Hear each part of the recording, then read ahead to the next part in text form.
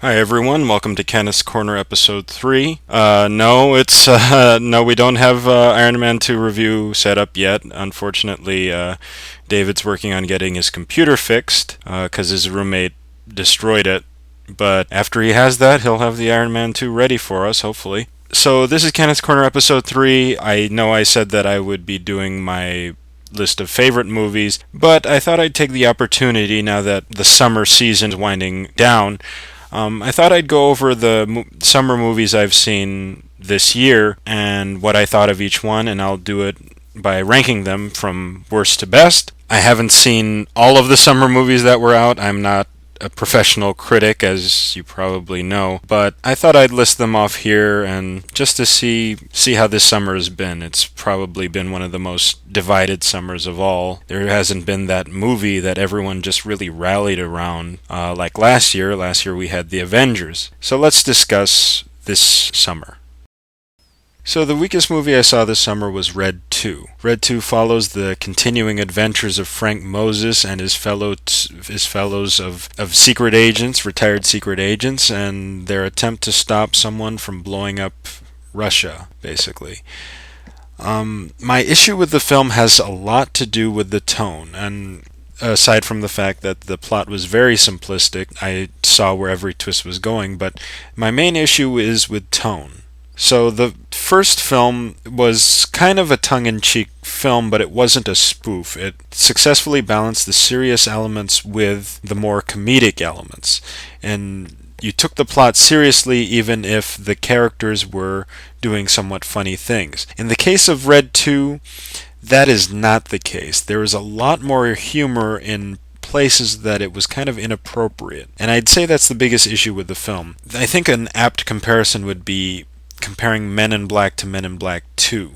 When the characters are kind of in on the joke, it becomes less funny. When they're reacting as they actually would in certain situations, then it works. You take the individual moments seriously. But when they're in on the joke, it's not special for the audience anymore. And I think that's kind of what happened with Red 2. To the film's credit, all the actors did a very good job portraying the characters. Mary Louise Parker is great as usual in her role. Unfortunately, something's taken away from that since she's not the fish out of water character that she was in the first film. Now she's already incorporated with the secret agents, and everything's not new to her anymore. Bruce Willis does a very good job. He's not lazy like he was in A Good Day to Die Hard. Anthony Hopkins shows up in the film, but for the most part, it's a very bland film. The comedy kind of contradicts the concept that the film is trying to convey. It's very, very simplistic plot, and it's despite the first film being a much smaller plot, I found myself more engaged in what was happening. The comedic scenes really took me out of the movie in this film, with one exception. There was one part where I was really laughing at what was said, and it was when John Malkovich's character had to sneak into an Iranian embassy, and he does so by going to the front desk and simply saying, "I would like to defect to Iran." That was a funny joke. All the rest fell flat. Speaking of tone issues, let's talk about Man of Steel, which I would say is the second weakest film I've seen this summer. So I know a lot of you have commented on our video, our 1 hour review, so I don't want to belabor the point. Basically, I thought it was a pretty mediocre film. I thought the story was weak, but I thought the action scenes were very good. What elevates this film above Red 2 for me is one particular scene where Jor-El has to guide Lois Lane out of Zod's ship. And that whole scene was just very exciting. It was neat. And the delivery from Amy Adams and Russell Crowe was very, very good. When Lois finally is put in the escape pod and Jor-El tells her to move her head to the left to avoid a laser shot, I thought that was funny. And then as soon as it launches out, you see her screaming, and I think that was played very well. She's kind of a fish out of water character among the aliens on the ship. And you kind of see the look on her face that, oh, I got more than I bargained for out of this story. So that part of the movie I thought was really great. The rest of it, not my favorite interpretation of Superman. And no, not because it's played seriously, but I was talking about tone issues. The way it's taken seriously is what was to the detriment of the film. In films like the Dark Knight trilogy, you have scenes that kind of balance out the seriousness with a little bit of emotion and with a little bit of comedy. It helps you to get to know the characters a little better, and you see them more as characters. In Man of Steel, everything is played completely straight, and as a result, a lot of it becomes melodramatic and at times very campy. I thought the entire opening on Krypton was very, very campy and silly. But I don't want to belabor the point too much. We talked at length about this movie. So I'll just comment by saying that this film was kind of mediocre for me. But if you like action scenes, I recommend it. So I heard the news that they're coming out with a sequel, and I heard that it's loosely going to be based on The Dark Knight Returns. So Batman's going to show up in the film, and I don't know to what degree, but it's nice to know that the DC, that WB and the DC studios, they're looking to create a DC cinematic universe just like Marvel has. And I think it's going to be pretty neat to see a Batman-Superman film competing directly against Avengers 2. So that's going to be fun. Now to the recent casting choice for Batman, Ben Affleck. So Ben Affleck, I think he's capable of giving a good performance. I saw him as Tony Mendez in Argo, and I thought he did a brilliant job, but as many have said, he mostly gives a good performance when he's the one directing. He was apparently very good in The Town, which he also directed. So given that Zack Snyder and David Goyer are still the ones working on the sequel, and I'm not very happy about that because I didn't think they did a great job with the first one, it could be that Ben Affleck might not give as great of a performance as he could, but I'm not going to hold that against him. A lot of people are up in arms against this. Someone even sent a petition to Barack Obama to undo the casting, and I think that's kind of ridiculous, but I want to give him the benefit of the doubt. I'm actually kind of curious to see what kind of Bruce Wayne Batman he delivers with. So I don't want to judge him too harshly, so I'll go with an optimistic, cautious optimism, rather. So now the films I saw kind of shift from just being okay or mediocre, as the last two films I reviewed are, and go into the good territory. So the last couple of films I saw, those would be 6 out of 10. These films are 7 out of 10. Alright, so moving on, Pacific Rim.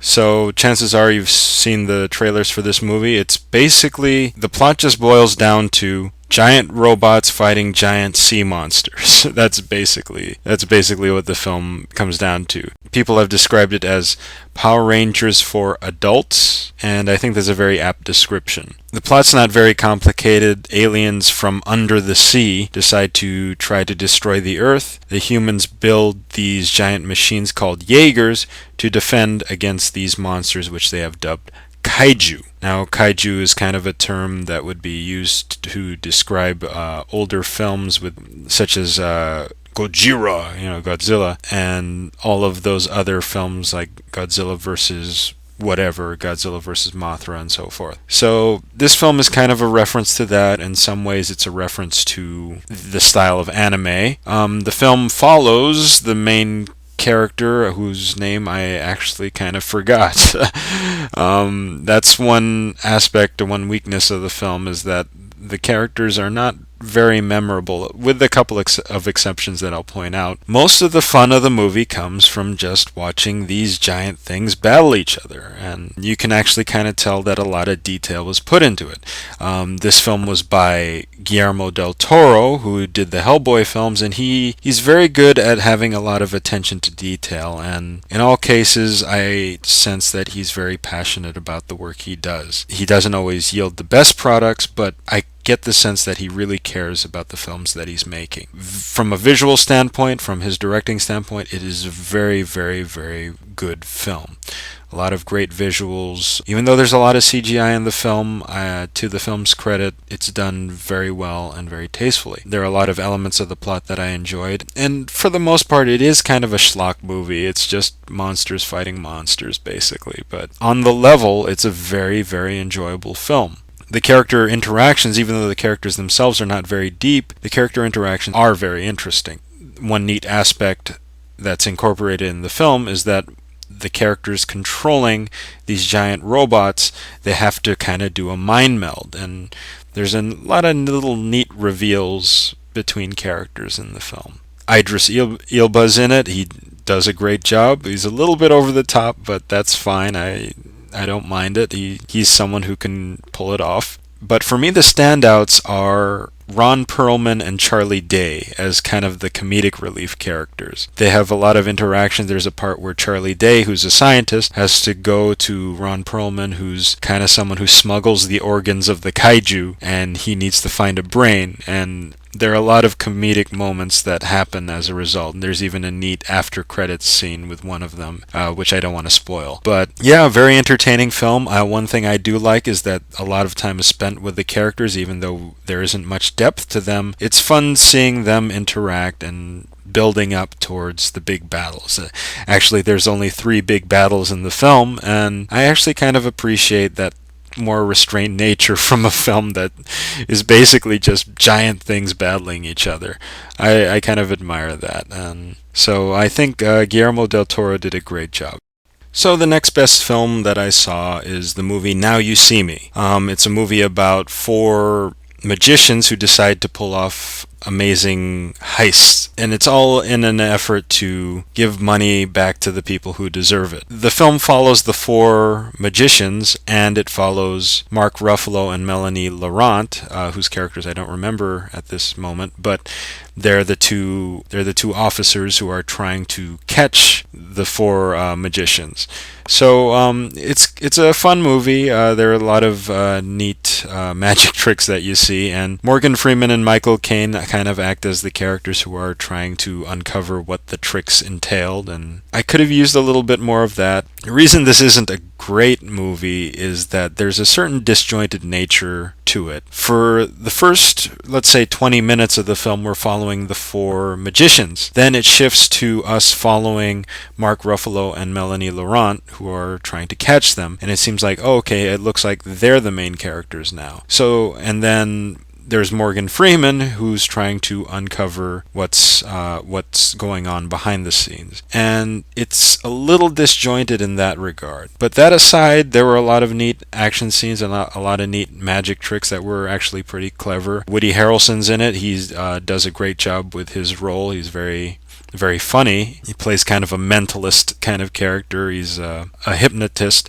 and he can make people do pretty much anything that he wants them to, and it's kind of a neat idea. Yeah, so entertaining film. Unfortunately, not very memorable because of the aforementioned disjointed nature of it. I think Mark Ruffalo does an especially great job, actually, as the angry cop going after the magicians. There's actually a neat twist with his character. No spoilers. I know Grant doesn't like Mark Ruffalo's interpretation of Bruce Banner, but to the guy's credit, he does a really great job here. So, for the most part, I think I'd recommend the film as a kind of a light summer movie. I wouldn't expect to be too drawn into the film. I'm not going to give away the ending, but that ending was a little confusing to me. But for the most part, it's an enjoyable film. I enjoy it more than Pacific Rim because the characters are a little more interesting here. You've got this cast of characters, and they're kind of character actors, so they play off each other pretty well. So I think that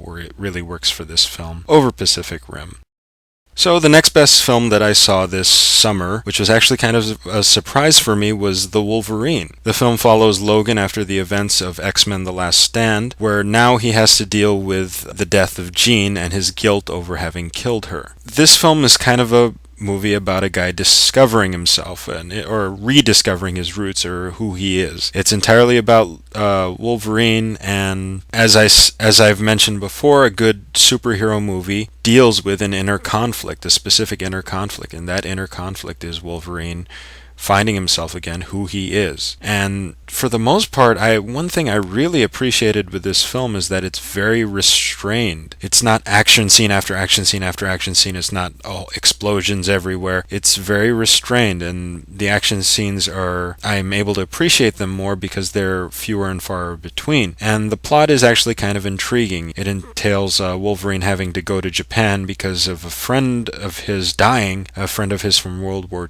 II. He wants to see Logan and he wants to give Logan the gift of being able to die because he figures that Logan is suffering because he has to live forever with all the guilt from his life. This guy's offer would keep him alive. So that's kind of the idea behind it, that he wants to take Logan's power away, his power of healing, so that he can heal himself and to give Logan the dignity of being able to die. Through that character's family has all this intrigue and deals with the Japanese mafia, the Yakuza. Eventually the film kind of builds on this plot line, and for the most part I'm enjoying what's happening. Where I think the film kind of went off track though is the ending. And not to ruin anything, but it ends with Wolverine having to fight this giant robotic samurai. Now I'm not going to spoil what that samurai is or what that samurai entails, but the last 10 minutes or so the film kind of turns to schlock, which was kind of disappointing because most of the film was very restrained, it was very character based, and I enjoyed every moment of it. It had some really beautiful settings. Japan offers some very nice variety in the settings. There's a great scene on the roof of a bullet train with Wolverine, and I thought that was a very good action scene as well. But for the most part, the ending kind of falls off track, which was a little disappointing. But interestingly, the most exciting thing to happen in the movie, and this is kind of a spoiler, so skip ahead in the video if you don't want to find out what happens after the credits, but it's probably the most exciting thing is that it takes place, the after credits scene takes place 2 years after the events of the movie, and Wolverine is just coming back on an airport, and then out of nowhere all the metal things start floating around, and he turns around and there's Ian McKellen as Magneto, and then Magneto says, "There's a threat against mutants, I need your help," and Wolverine says, "Why should I trust you?" And he says, "I wouldn't expect you to," and then all of a sudden all the people around them just freeze. Wolverine turns around and there's Professor Xavier, again played by Patrick Stewart. So it's really an exciting build-up for the next X-Men film, X-Men Days of Future Past, where it's kind of going to be a combination film between the X-Men First Class characters, actors, and the original X-Men trilogy characters, and I'm really looking forward to that. I enjoyed the original X-Men trilogy. The number 3 was kind of shaky. I did not like X-Men Origins Wolverine, which is kind of the movie you would want to compare this to because it was really cheap and the storytelling was very lazy, I'd say, which is a contrast to this film, which is very restrained, which I liked. But I'm looking forward to X-Men Days of Future Past. I enjoyed First Class. So, if anything, if you're an X-Men fan, I would recommend this film, and it would be a nice build-up for the upcoming film. Alright, the next best film that I saw is World War Z. So, the movie follows Brad Pitt. He's a United Nations investigator, and it follows him and his family, kind of their exploits, when there's a zombie outbreak. And this is a pretty good zombie movie, I have to say. From the trailers, you would probably kind of be turned off by the CGI. It's kind of overwhelming. But when you see it in the film, it looks fine for the most part. So the movie focuses on the character of Jerry Lane, and he has to find the source of the outbreak and potentially find a cure for it. It follows his exploits of traveling around the world trying to deal with this outbreak, and there's the constant worry that he's going to be attacked by zombies. There's even one scene, which is in the trailer, so this isn't spoilers. There's a scene where zombies are released in the middle of an airplane. One of the neat things about this film is that the zombies move in a kind of interesting way. They move as a group. Very exciting sequences. The film's played pretty realistically, which is a nice contrast to a lot of the zombie movies I see, where you can kind of see the seams in the plot and where it kind of falls apart. I still have to see the early Romero movies, those zombie movies, but I think this is a very well done zombie film. There are quite a few exciting moments. There's one part where a zombie kind of drools on Brad Pitt, and he's worried that he's going to change into a zombie. So he walks over to a ledge and times it to see if he starts turning. So if he starts to turn, if he senses he's going to start to turn, he's going to jump off the side of a building, and that's a very tense moment. I'd say that kind of defines the whole film. But one part that was actually a very big surprise for me was the ending. So I talked about in the Wolverine how it's a very restrained film. There's just enough action to keep you engaged, enough and it's balanced with the story. In the case of the ending, it's actually a very low-key ending, and I was able to appreciate that. For those of you who don't know, the movie was actually changed before it was released in theaters. It was originally slated to be released in 2012, I believe, but it was delayed because they decided to refilm the ending. Originally, the ending was going to be a much bigger, more grandiose ending that would set up a sequel. In the case of the ending that they have now, it kind of does open up for a sequel, but it keeps it's a standalone film. And also, it's very low key, and there are a lot of really tense moments in the ending. I know I'm talking a lot about the tone and the way the action is executed, because there really isn't too much in the way of plot. It's just following Brad Pitt on his journey around the world, trying to find the answers of where this outbreak came from, and eventually trying to find a cure. And it's a very engaging film. I enjoyed it. So now to what I think is the best of the just good films that I saw this summer, not into what I would consider great films.